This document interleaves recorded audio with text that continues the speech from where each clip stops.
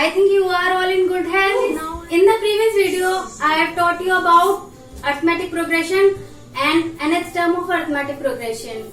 Today, I am going to start with sum of arithmetic progression and what is the last term of arithmetic progression. So today, I am going to start with sum of the first n terms of AP is given by S is equal to n by 2 2a plus n minus 1d. As we all know that a is first term, n is the number of terms,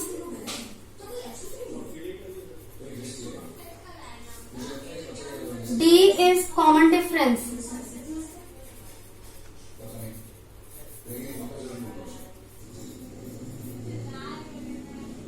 So, this is the formula to find the sum of given series. So, let me clear this concept with an example. Here I take the series 1, 3, 5, 7. It is easy to calculate this because there are only 4 number of terms and we can calculate easily that sum is 16.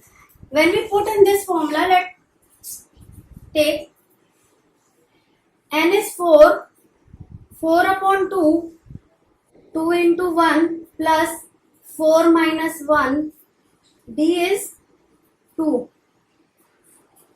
Common difference is 2. So I get 2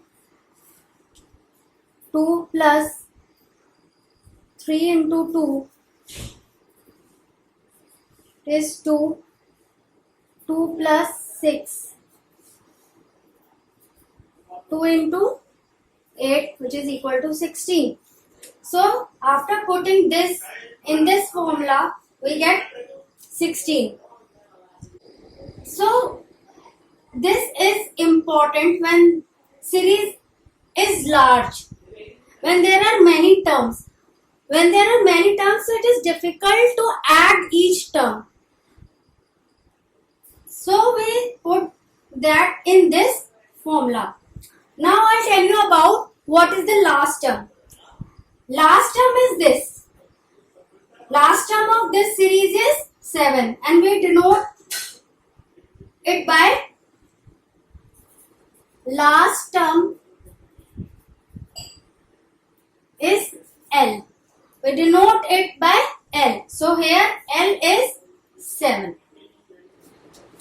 Now as you all know that S is equals to n by 2, 2a plus n minus 1d. Here I write this as a. 2a को मैं split कर दूं a plus n minus 1d. तो ये मेरा क्या हो जाएगा? What is this? In the previous video I have told you that this is the nth term of AP. Nth term means any term on n position. So अगर मेरे पास n terms है तो मेरा लास्ट टर्म क्या होगा? Last term L. तो मेरा पास this is equals to a plus L is equal to a plus n minus 1d. मेरा लास्ट टर्म जो होगा और मेरे पास n नंबर ऑफ टर्म्स है तो मेरा लास्ट टर्म क्या होगा? a plus n minus 1d. तो मैं इसको यहाँ पे पुट कर दूंगी. सो मेरा सम क्या बन जाएगा? This sum is denoted by Sn. Sn means number of terms is n. So sum of n number of terms क्या बन जाएगा? n by 2 a plus l where l is the last term. जो मैंने example लिया था ये वाला, अब इसमें मेरा लास्ट टर्म क्या है?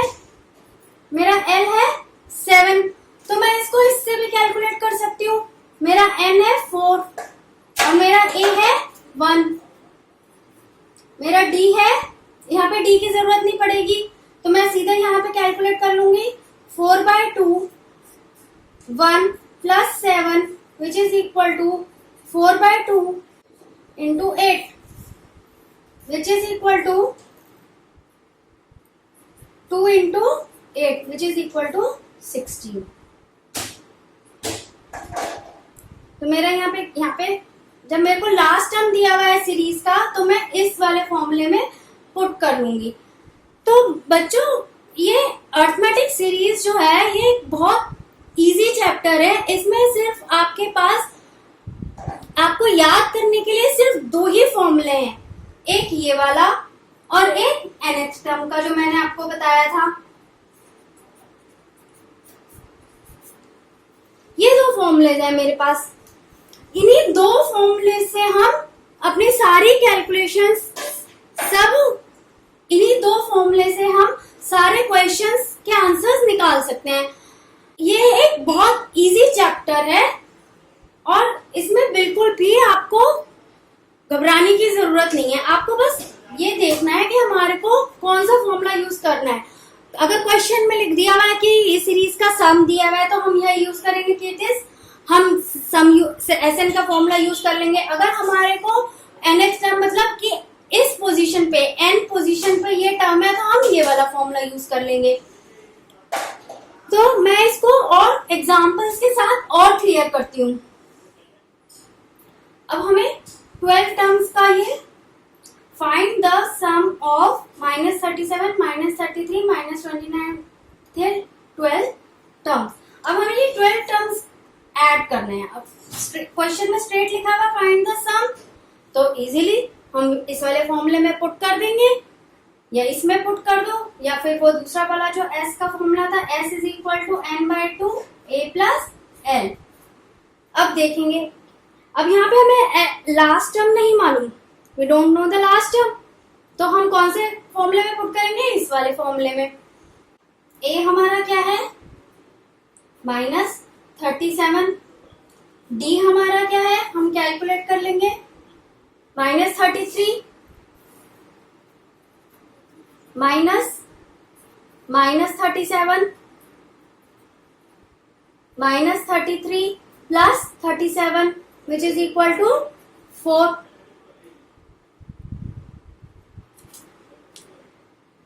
अब हम इजीली इस फॉर्मूले में पुट कर देंगे S. यहाँ पे हम S क्या लेंगे? n हमारा क्या है? 12. तो S12 is equal to 12/2 into -37 plus 12 minus 1 D.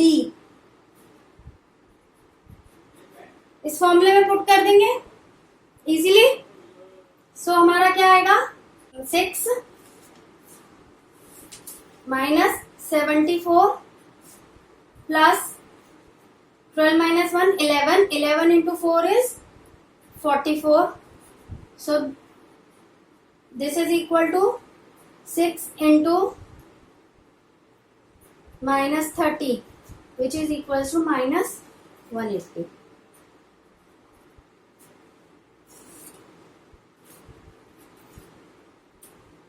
So this is our answer.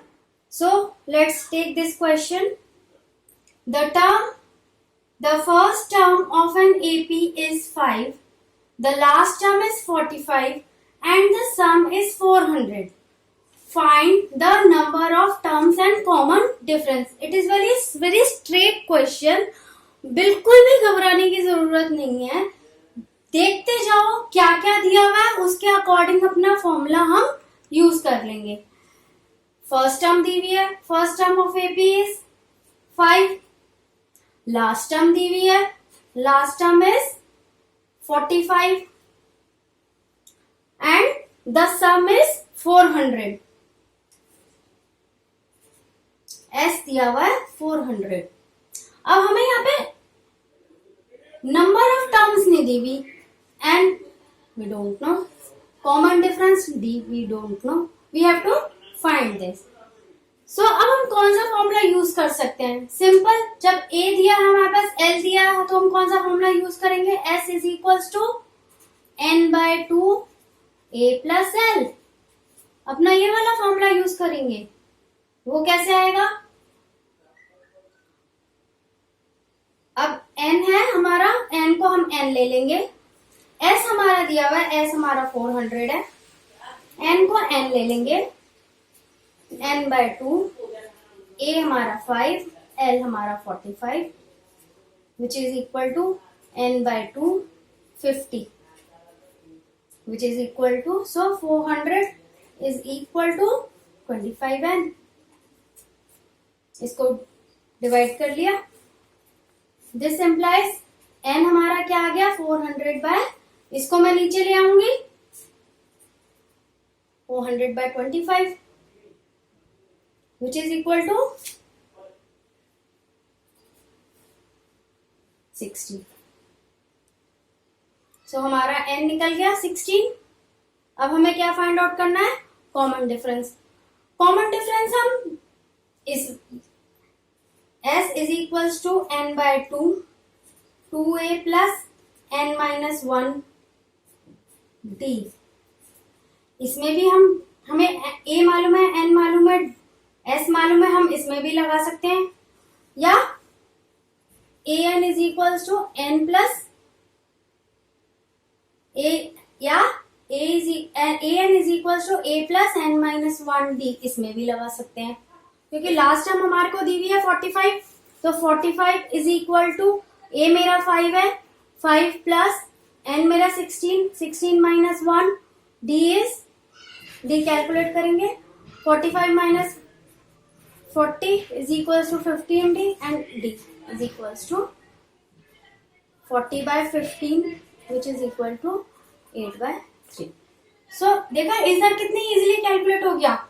तो हम इधर से भी निकाल सकते हैं और इधर से भी निकाल देंगे। nth टर्म में पुट कर देंगे लास्ट टर्म में, तो ये इजीली कैलकुलेट हो जाएगा, टाइम भी नहीं लगेगा।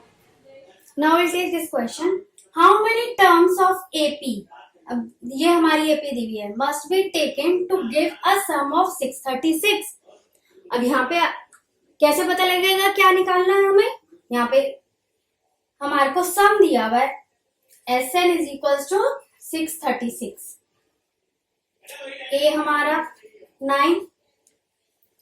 अब हम how many terms of AP, तो इससे पता लग रहा है कि हमारे को क्या निकालना है? n। अब हमारे को फिर वही फॉर्मूला यूज करेंगे हम Sn वाला, Sn is equals to n/2 2a plus n-1 d। अब यहाँ d निकाल लेंगे, 17 minus 9 which is equal to 8। So अब हम इसमें पुट कर देंगे 636। सो अब हम इसमें पुट कर देंगे 636 is equal to n/2 2 into 9 plus n we don't know minus 1 d is 8। ये हमारा क्या आ जाएगा? n/2 18 plus n-1 8। So 636 is equal to n/2 18 plus, अब इसको इससे मल्टीप्लाई करेंगे, 8n minus 8 which is equal to n/2, 18 में से 8 सब्ट्रैक्ट करा, 10 प्लस 8n।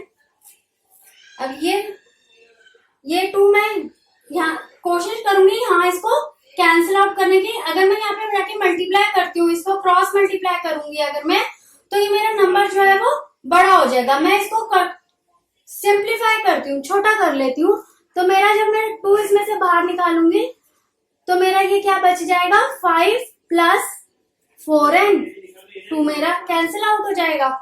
अब मेरी इक्वेशन क्या बन जाएगी? 636 is equal to 5n plus 4n square. ये मेरी इक्वेशन बन गई। ये क्वाड्रेटिक इक्वेशन है। क्वाड्रेटिक इक्वेशन आपको सॉल्व करनी आती है। क्वाड्रेटिक इक्वेशन जैसे हम सॉल्व करते हैं, इसके रूट्स बना के हम इसको सॉल्व कर सकते हैं। हमारी इक्वेशन क्या बनेगी? 4n² plus 5n minus 636 equal to 0। ये हमारे इधर आ गई। अब हम इसके रूट्स निकाल लेंगे। इस रूट्स कैसे निकालेंगे? इसके फैक्टर्स निकाल लेंगे हम। ये हमारे फैक्टर्स निकल गए। तो हमारे दो फैक्टर्स क्या आएंगे? ऐसे फैक्टर्स लेने हैं कि हमारा एडिशन जो है ऐड करके तो 5n है और मल्टीप्लाई हमारा 4 इंटू 36 हो, 4 इंटू 636 हो। तो ये हमारा आ जाएगा 2 इंटू 2 इंटू 636 के लिए 2 इंटू 3 इंटू 2 इंटू 53। अब ये 53 बहुत बड़ा नंबर है, इसको छोड़ देते हैं। बाकी हम इनको कैलकुलेट करते हैं। क्या क्या फैक्टर्स आएंगे हमारे? 2 3 6, 6 2 12, 12 2 24, 2 48, 48 एंड 53। 48 एंड 53 का डिफरेंस क्या है? 5। तो हमें इजिली फैक्टर्स मिल गए, तो हम इसको इजिली सॉल्व कर लेंगे। 4n² plus 53n plus minus 48n minus 636। इनके साइंस ऑपोजिट होंगे क्योंकि यहाँ पे हमारा नेगेटिव है। सो n is common, 4n plus 53 minus 48 n plus 53। तो हमारा क्या बना? ये n minus 48 and 4n plus 53। ये हमारे दो फैक्टर्स बन गए। सो क्या इक्वल टू 0। तो हमारा n की वैल्यू क्या आई? n इज इक्वल टू 48 और एक आई n is equal to minus 53/4। अब n जो है वो नेगेटिव में तो हो नहीं सकता क्योंकि n जो है वो नंबर ऑफ टर्म्स है। नंबर ऑफ टर्म्स नेगेटिव में कैसे हो सकता है? हम पॉजिटिव ही तो गिनेंगे, 1 2 3 4। तो n should be positive integer. ये मैंने लास्ट वीडियो में भी बताया था, n should be positive integer. तो हम कौन सी वैल्यू लेंगे n की? ये वाली, n इज इक्वल टू 48। तो नंबर ऑफ टर्म्स हमारे क्या है? 48। How many terms of AP? This is our answer, 40। नाउ we will taking this question. If the sum of first 7 terms of AP is 49 and that of 17 terms is 289, find the sum of first n terms. अब हम यहाँ देखेंगे question हमें क्या बता रहा है। सम of first 7 terms, 7 is equal to 49 and 17 terms S17 is equal to 289. Find the Sn. So we will use this data and find our answer. Sn is given by n by 2, 2a plus n minus 1 d. अब यहाँ पे हमारे पास हम इसमें put कर देंगे a we don't know, d we don't know. पहले हम इसके लिए पुट करेंगे when n is 7. So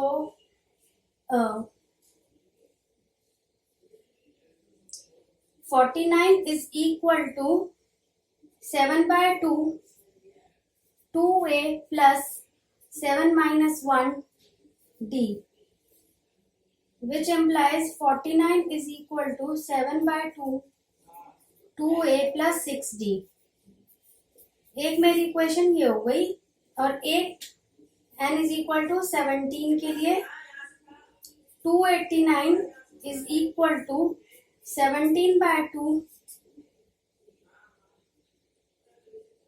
2a plus 17 minus 1 d, which 289 is equal to 17 by 2, 2a plus 16d.